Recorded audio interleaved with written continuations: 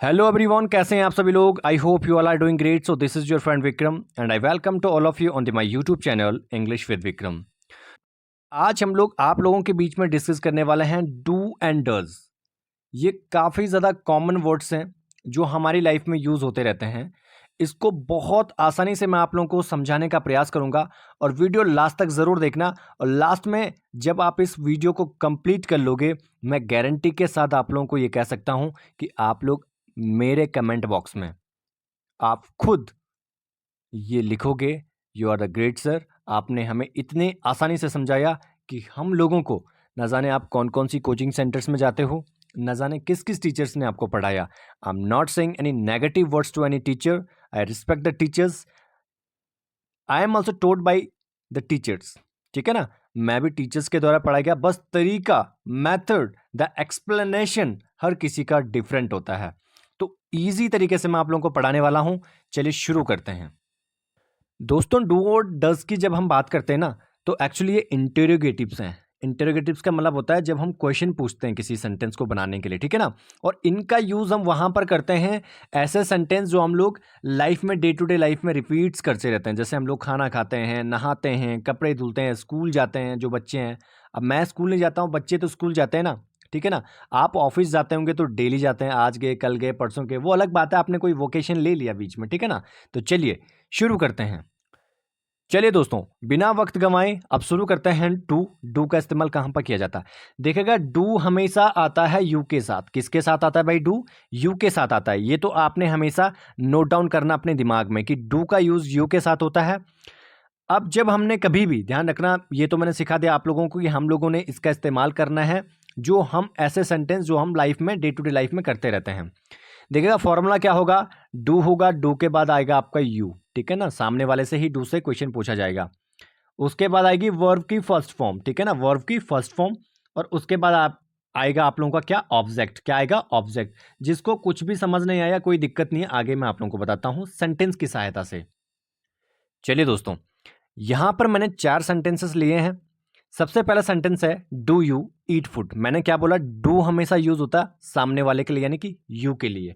मैंने लिखा do you eat food और यहां पे लगा दिया question mark. Clear?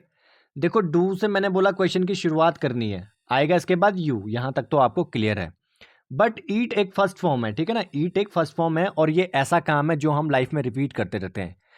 Suppose that today I eat the food, tomorrow I will eat the food, day after tomorrow I will eat the food and day before yesterday I at the food. यानी कि ये एक non stop work है। हम इसे day to day life में repeats करते रहते हैं। मैं आज नहाया, मैं कल नहाऊंगा, मैं परसों भी नहाऊंगा, लाइफ में नहाते ही रहूंगा। तो ऐसे चीजें जो हम लाइफ में रिपीट्स करते रहते हैं, उन्हीं को हम लोग किससे शुरुआत करते हैं? डू एंड डज से क्वेश्चन पूछने के लिए। डू का यूज हमेशा सामने वाले के लिए, जैसे डू यू ईट फूड। तो यहां पर इसने अगर जवाब देना है यस आई ईट फूड, ये सिंपल है भाई, ठीक है ना। हाँ मैं करता हूं यस आई ईट फूड, ठीक है। इसके बाद है डू यू वॉच टेलीविजन। क्या आप टेलीविजन देखते हो? Yes I watch television. मैं उम्मीद करता हूं आप लोगों को कोई इस चीज में दिक्कत नहीं हो रही होगी। Do you go to school. Object school है यहाँ पे, ठीक है ना। ऑब्जेक्ट यहाँ पे टेलीविजन है। ऑब्जेक्ट यहाँ पे फूड है, ठीक है ना, जिस चीज पे एक्शन हो रही है।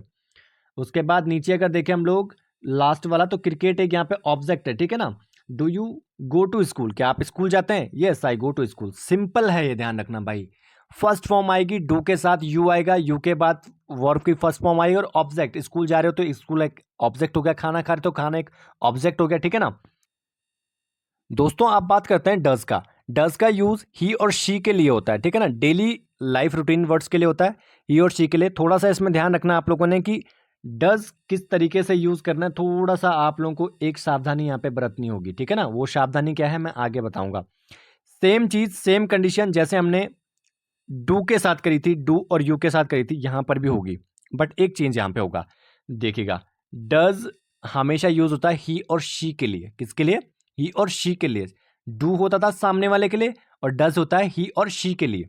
देखिएगा, does he eat the food. जब हम किसी थर्ड पर्सन के लिए किसी से क्वेश्चन पूछ रहे हो, जैसे ए और बी नाम के दो व्यक्ति हैं, ए है प्लस बी है, ठीक है। ए पूछ रहा है बी से कि क्या वह खाना खाता है? Does he eat the food. और अगर इससे पूछ रहा है तो do you eat the food.